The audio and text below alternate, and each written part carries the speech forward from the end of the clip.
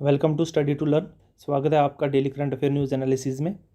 First question जो आज आपके लिए है, एम योगा ऐप। तो हमें ये बताना है कि किसने लॉन्च की है। फर्स्ट ऑप्शन है prime minister, then home minister, then Patanjali and then skill India.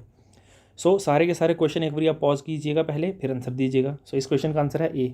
Prime minister Narendra Modi ji ने हमारे योगा डे पे एम योगा ऐप को लॉन्च किया है। अब इस ऐप में क्या होगा, इस ऐप में ट्रेनिंग वीडियोस प्रोवाइड की जाएंगी ताकि लोग उसको देख के सीख सकें, और सिंपल लैंग्वेज, काफ़ी सारी लैंग्वेजेस में किया जाएगा। रिसेंटली इसको जो यूनाइटेड नेशन ऑफिशियल्स 6 लैंग्वेजेस हैं, जैसे कि उसमें हिंदी और इंग्लिश, मतलब हिंदी और इंग्लिश में वीडियो जो है प्रोवाइड की जाएंगी। और इसका मेन मोटिव क्या है, one world one health. One world one health को प्रमोट करने के लिए ये एम योगा ऐप जो है वो प्राइम मिनिस्टर जी ने लॉन्च की गई है। अब ये जो वर्क है वो Morarji Desai national institute of yoga ने इसमें बहुत ही इंपॉर्टेंट रोल प्ले किया है। तो होपफुली आपको ये अच्छे से अब याद रहेगा। नेक्स्ट क्वेश्चन है, ये एक माइन है कुरुलाई नॉर्थ माइन। तो हमें ये बताना है ये भाई कुरुलोई नॉर्थ माइन कहाँ पे लोकेटेड है। ऑप्शन है Sikkim, then Orissa, then Himachal Pradesh, then Maharashtra. इस क्वेश्चन का जो आंसर है वो है बी, उड़ीसा। उड़ीसा में ये माइन लोकेटेड है। अब ये क्यों न्यूज़ में थी, वो इसलिए क्योंकि इसका ऑक्शन जो है वो कंप्लीट हो गया है। अब जो माइन है, इसका ऑक्शन किसने किया है, वेदांता लिमिटेड, जिसने सेकंड अटैम्प्ट में इसको ले लिया। लेकिन ये इंपॉर्टेंट नहीं है, ये चीज़ याद रखने की ज़रूरत नहीं है। बस इतना याद रखना है कि जो ये माइंस वगैरह का ऑक्शन वगैरह किया जाता है, मिनिस्ट्री ऑफ कोल के अंदर किया जाता है। और जो कुरुलाई नॉर्थ जो हमारा माइन है, ये कहाँ पे लोकेटेड है, इसकी लोकेशन इंपॉर्टेंट है, इसकी एक्सप्लेनेशन ज़्यादा इंपॉर्टेंट नहीं है। तो आपको पता होना चाहिए कहाँ पे है, अपने उड़ीसा में है। नेक्स्ट क्वेश्चन, निष्ठा प्रोग्राम। निष्ठा प्रोग्राम का मेन ऑब्जेक्टिव हमें बताना है क्या था। 4 ऑप्शन है। फर्स्ट ऑप्शन बोलता है कि to identify and encourage talented children to enrich their skills and knowledge. कि भाई जो टैलेंटेड बच्चे हैं उनको आइडेंटिफाई किया जाए, कौन कौन से टैलेंटेड बच्चे हैं, और उनको ऑप्शंस दिए जाए, उनको स्किल और नॉलेज की और ज़्यादा इंप्रूवमेंट के लिए उनको प्रोवाइड किया जाए। सेकंड स्टेटमेंट बोलती है to support social science research in higher education institution. जो हायर एजुकेशन इंस्टीट्यूट में उनको रिसर्च प्रोवाइड की जाए। थर्ड बोलता है to improve learning outcome at elementary level through an integrated teacher training programme. तो एलिमेंट्री लेवल पे जो एजुकेशन है इसको इम्प्रूव किया जाए ताकि, और साथ में टीचर्स को ट्रेनिंग दी जाए। लास्ट ऑप्शन बोलता है to create level playing field for the meritorious girl. मतलब कि जो मेरिट वाली लड़कियां हैं उनके लिए एक लेवल प्लेइंग फील्ड इंश्योर किया जाए, उनको अपॉर्चुनिटी मिल जाए ताकि वो साइंस टेक्नोलॉजी की तरफ परस्यू कर सकें, इंजीनियरिंग की तरफ परस्यू कर सकें, और मैथमेटिक्स इन हायर एजुकेशन। इस क्वेश्चन का जो आंसर है वो है सी। सीधा याद रखना है, निष्ठा एक ऐसा प्रोग्राम है जो टीचर्स की ट्रेनिंग को प्रोवाइड करेगा, जो जिससे क्या होगा, एलिमेंट्री जो हमारी एजुकेशन है उसकी आउटकम ज़्यादा है, इंप्रूव हो जाएगी। तो ये इसका मेन जो था एम। निष्ठा जो है ये याद रख सकते हैं, निष्ठा की फुल फॉर्म है national institute on school teacher head holistic advancement. जो जितने भी स्कूल्स के हेड टीचर हैं उनको क्या करना है, एडवांस टेक्नोलॉजी सिखानी है, उनको प्रॉपर ट्रेनिंग देनी है, किस तरीके से उनको पढ़ाना है। इसका एम यही था मेन, जो हमने ऑप्शन सी में देखा।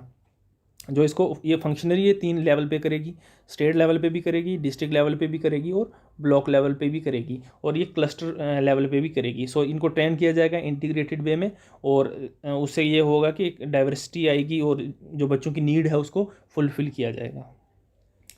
नेक्स्ट क्वेश्चन जो है, बायोटेक किसान। बायोटेक किसान के बारे में 2 स्टेटमेंट्स हैं। फर्स्ट स्टेटमेंट बोलती है it is launch by ministry of farmers.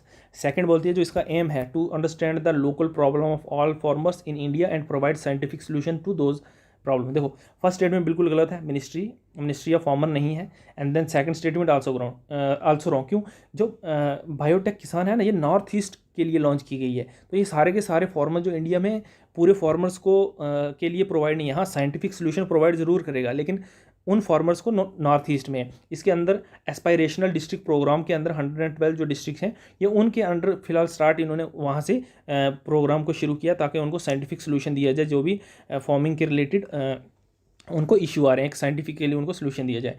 इसका आंसर क्या रहने वाला है, आंसर रहने वाला डी। डी विल बी और आंसर, क्योंकि दोनों की दोनों स्टेटमेंट क्या है, गलत है। नेक्स्ट क्वेश्चन, इसी का थोड़ा सा और देखते हैं। अब ये कौन से मिनिस्ट्री ऑफ फार्मर्स ने नहीं, डिपार्टमेंट ऑफ बायोटेक्नोलॉजी ने किया है। और ये स्पेशल सेल किसके लिए बनाया गया है, नॉर्थ ईस्टर्न रीजन के लिए, वहाँ पे। अब देखो बायोटेक क्या था हमारा, बायोटेक था किसान। अब ये किसान वो वाला किसान नहीं है, किसान की फुल फॉर्म देखिए क्या है। किसान की फुल फॉर्म है Krishi innovation science application network.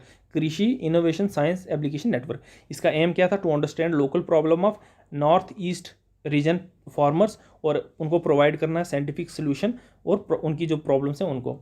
और रीज़न क्यों है स्पेशल सेल क्यों नॉर्थ ईस्ट के लिए बनाया, वो इसलिए क्योंकि मोस्टली जो नॉर्थ ईस्ट की जो पॉपुलेशन है वो अग्रेरियन है, मतलब एग्रीकल्चर पे बेस्ड होती है। लगभग 70% जो यहाँ की वर्क फोर्स है वो एग्रीकल्चर और उसके अलाइड सेक्टर में क्या है इंगेज है। और मेयरली वहाँ से प्रोड्यूस कितना होता है 1.5% इंडिया का फूड ग्रेन ही आता है। तो ये बहुत ही एक लॉस है, इतनी ज़्यादा जो वर्क फोर्स है वहाँ पर इंगेज है और रिजल्ट उनका अभी तक नहीं मिला है। तो नॉर्थ ईस्ट रीजन को इन्हांस करने के लिए, वहाँ की पोटेंशियल को इंक्रीज़ करने के लिए ये स्पेशल सेल को जो है बनाया गया है। अब जो बायोटेक किसान है ये लॉन्च किया गया था किसने, साइंटिफिक फोरम ने, department of science and technology का है, लेकिन एग्रीकल्चर इनोवेशन के लिए 2017 में लॉन्च किया था। ऑब्जेक्टिव क्या है, साइंस लेबोरेटरीज को फार्मर्स के साथ कनेक्ट करना ताकि एक इनोवेटिव सोल्यूशन आए और ऐसी टेक्नोलॉजी प्रोड्यूस की जाए जो फॉर्म लेवल पे बहुत ज़्यादा ही हेल्पफुल हो। अब इसकी प्रोग्रेस 146 बायोटेक किसान हब हैं इंडिया में, तो ये याद रखना है। और 15 एग्रो क्लाइमेट जोन है और 110 एस्पायरेशनल डिस्ट्रिक्ट्स हैं। तो 110 एस्पायरेशनल डिस्ट्रिक्ट्स में इसके अंडर लाया गया है। और जो ये स्कीम है वो बेनिफिट करेगी लगभग 2 लाख फार्मर्स और उससे ज़्यादा भी हैं, और आते हुए टाइम और भी फार्मर्स को इंक्लूड किया जाएगा और उनकी एग्रीकल्चर आउटकम को बढ़ाया जा रहा है और उनकी इनकम को भी इंक्रीज़ किया जा रहा है। नेक्स्ट क्वेश्चन जो है वो ब्लैक शेल टर्टल के बारे में है। 3 स्टेटमेंट्स हैं। पहली स्टेटमेंट बोलती है कि ये कहाँ पाए जाते हैं, पॉन्ड्स से टेम्पल्स, जो टेम्पल के अंदर पॉन्ड्स होते हैं नॉर्थ ईस्टर्न में, इंडिया की जगह में बता रहे हैं, और साथ में बांग्लादेश में। सेकंड स्टेटमेंट बोल रहा है IUCN स्टेटस इसका वल्नरेबल है। थर्ड स्टेटमेंट बोल रहा है कि under wildlife protection act 1972 इसको शेड्यूल फर्स्ट में किया गया है। तो एक चीज़ इंपॉर्टेंट याद रखना, ये नॉट करेक्ट, इनकरेक्ट बताई गई है। देखो फर्स्ट स्टेटमेंट बिल्कुल सही है, ये इंडिया के जो नॉर्थ ईस्टर्न साइड के जो टेम्पल्स के पॉन्ड्स हैं उसमें पाया जाता है और बांग्लादेश में पाया जाता है। सेकंड स्टेटमेंट गलत है, इसका IUCN वल्नरेबल नहीं है, इसका IUCN स्टेटस है क्रिटिकली एंडेंजर्ड। थर्ड स्टेटमेंट बिल्कुल गलत है, ये भी गलत है। क्यों? क्योंकि वाइल्ड लाइफ प्रोटेक्शन के अंदर इसको रिकॉग्नाइज ही नहीं किया, तो शेड्यूल 1 का तो नाम ही नहीं आता इसको। It is not recognised under wildlife protection act 1972। So second statement और थर्ड स्टेटमेंट गलत होती है, हमें इनकरेक्ट बताना है, तो answer will be B. So B will be our answer. First statement बिल्कुल सही है, हमारे इंडिया के नॉर्थ ईस्टर्न पोर्शन में जो पॉन्ड्स हैं, टेम्पल के अंदर जो पॉन्ड्स हैं, और बांग्लादेश में ये ब्लैक शेल टर्टल पाए जाते हैं। थोड़ी सी एक्सप्लेनेशन देखो, ये अभी जैसे मैंने बताया नॉर्थ ईस्टर्न और बांग्लादेश में पाए जाते हैं, और इंडिया में जो रिवर है ब्रह्मपुत्र रिवर और उसकी ट्रिब्यूटरीज में ये फैले हुए हैं। IUCN क्रिटिकली एंडेंजर्ड है, साइट्स ने रिकॉग्नाइज किया इसको अपेंडिक्स 1 में, लेकिन वाइल्ड लाइफ प्रोटेक्शन एक्ट 1972 ने इसको कोई भी प्रोटेक्शन नहीं दिया, no legal protection. It's a very important point, आप इसको अपने नोट्स में इंक्लूड कर सकते हो। और थ्रेट्स क्या हैं? थ्रेट्स यही हैं कि भाई जो इसका मीट है उसको कंजप्शन के लिए लोग यूज़ कर रहे हैं, तो कंजप्शन ऑफ टर्टल मीट्स और एग्स। सिल्ट माइनिंग की वजह से भी इसको थ्रेट है। इंक्रोचमेंट ऑफ वेटलैंड्स, जो वेटलैंड्स को ख़राब किया जा रहा है उसकी वजह से भी। और चेंज इन फ्लडिंग पैटर्न, जो फ्लडिंग पैटर्न चेंज हो रहा है रिवर्स का, जैसे हमारी रिवर कोसी है जो वो बिहार, सैरो ऑफ बिहार बोलते हैं, तो वो काफ़ी टाइम पे क्या करती रहती है, विद टाइम टू टाइम उसका जो फ्लडिंग पैटर्न है ना वो चेंज होता रहता है, तो एक काफ़ी दिक्कत होती है बिहार में उस टाइम पे, मानसून टाइम पे।